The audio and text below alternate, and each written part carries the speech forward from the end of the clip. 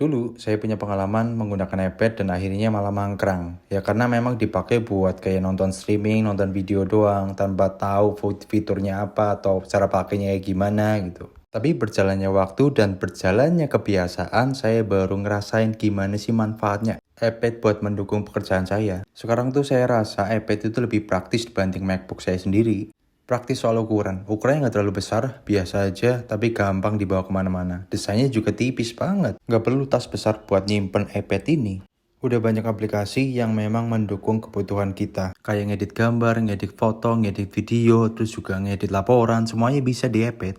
Dan semua aplikasinya itu versi LED-nya atau versi turunnya nih dari MacBook. Jadi nggak usah khawatir hasil kerjaan kita akan jelek. Ya karena secara kualitas tuh hampir sama kayak MacBook.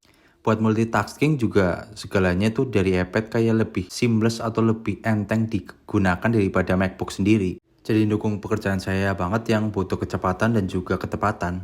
Terus baterainya yang terbilang awet kalau menurut saya ya. Ya walaupun itu tergantung seri dan juga tergantung penggunaan kalian kayak gimana. Tapi rata-rata iPad itu baterainya awet kok dan juga nggak terbebani dengan yang namanya baterai health. Jadi mau sekeras apapun kalian pakai iPad-nya, kalian nggak akan kepikiran buat mikirin baterai health-nya udah berapa persen gitu loh. Kalau saya pakai iPad itu pakainya yang Beefy doang. Kalau yang Beefy Cell memang ada, itu juga mendukung buat kayak kalian di jalan, butuh pekerjaan, butuh akses internet. Beefy Cell juga itu jadi opsional yang paling bagus buat kalian.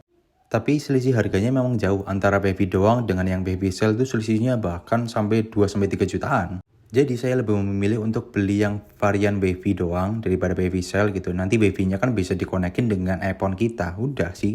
Lebih hemat juga, lebih hemat kuota juga. Terus saya juga kebantu dengan fitur kamera. Ya walaupun kameranya nggak sebagus iPhone ya, karena memang ini basicnya iPad. Tapi ya kepake juga, lebih bagusan kamera iPad daripada kamera MacBook kan gitu. Itu kepake buat zoom, buat aktivitas kalian secara online gitu. Buat foto dan juga scan dokumen lebih simple aja. Terus yang saya rasain itu, filenya tuh gampang diolah ya. Entah itu file buat ke iPhone ataupun ke MacBook, semuanya itu support. Jadi nggak harus kita ganti-ganti file dulu atau ganti format file dulu. Jadi gampang buat pindah-pindah kerjaan. Misalkan dari iPhone ke MacBook, MacBook baru ke iPad. Yuk gampang semuanya. Dan itu antar ekosistem, bukan di Apple doang ya. Dulu juga saya pernah mikir, ketika mau beli iPad berarti saya harus beli Apple Pencil, beli Magic Keyboard, beli ini, itu, banyak.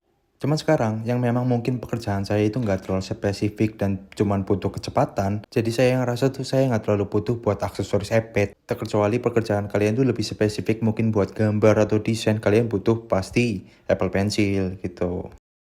Tapi sekarang juga banyak aksesoris yang di luar merek Apple tapi kualitasnya juga hampir sama kayak Apple ya gitu. Kayak misalkan Gojodock atau mungkin dari Logitech kayak gitu buat keyboardnya. Banyak sih optional buat iPad sendiri aksesorisnya. Jadi kalau semisal kalian benar-benar urgent dengan kebutuhan pensil dan juga Magic Keyboard ya bisa diganti dengan aksesoris di luar Apple gitu. Jadi ya lebih hemat juga. Kalau saya sendiri cuma pakai stand holder dan juga paling buat silikon doang buat mengamanin body dari iPad-nya sendiri. Kalau yang saya rasain mode keyboard dari iPad-nya juga udah lumayan enak buat ngetik tanpa aksesoris gitu ya. Sebenarnya itu masalah keterbiasaan ya. Setelah saya terbiasa untuk beberapa tahun ini juga saya lebih sering menggunakan iPad daripada MacBook sendiri gitu. Kalau urusan MacBook memang untuk pekerjaan yang lebih mendetail lah. Jadi ngerasa lebih simple aja punya iPad itu jadi punya fungsional yang lebih. Tapi dengan fleksibilitas yang tinggi juga. Dengan harga juga yang lebih masuk akal dibanding iPhone loh ya. Dibanding iPhone harganya lebih masuk akal. Fungsional hampir sama kayak MacBook. Terus juga kecepatannya itu hampir sama kayak iPhone. Saya juga ngerasain ketika HP saya off atau MacBook saya off nggak dipakai gitu. Saya cuman perlu pakai iPad aja udah bisa menyelesaikan segala tugas saya gitu.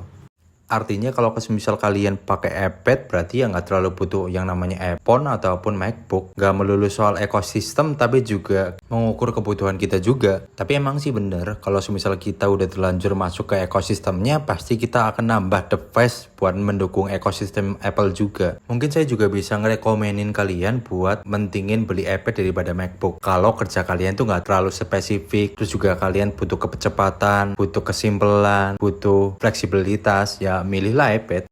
Itu pengalaman saya selama saya pakai iPad. Semoga bisa memperjelas kalian kalau misal kalian mau milih antara MacBook, iPhone, ataupun iPad. Yang mana lebih mendukung pekerjaan kalian. Semoga kalian juga bisa tercerahkan untuk milih yang mana. Utamakan fungsional dan juga efektivitas.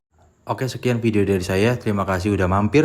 Dan juga jangan lupa kalian komen, like, subscribe video ini. Terima kasih.